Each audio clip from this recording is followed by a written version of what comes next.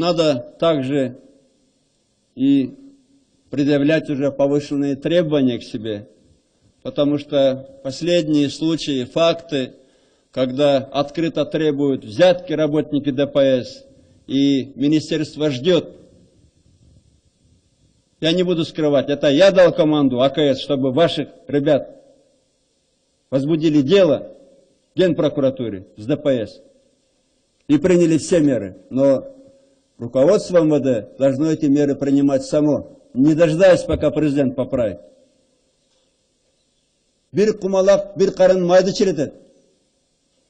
Ложка дегтя портит бочку меда. Ребята жизни иногда отдают.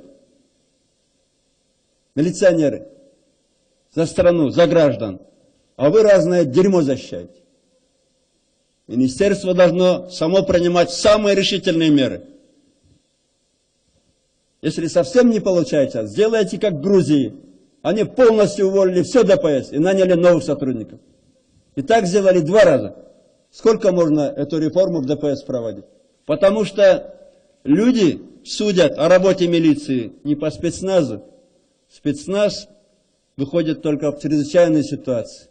Как вот недавно была ситуация.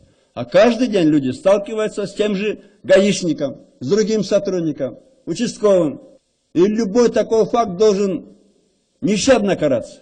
С корнем надо вырывать такое дерьмо.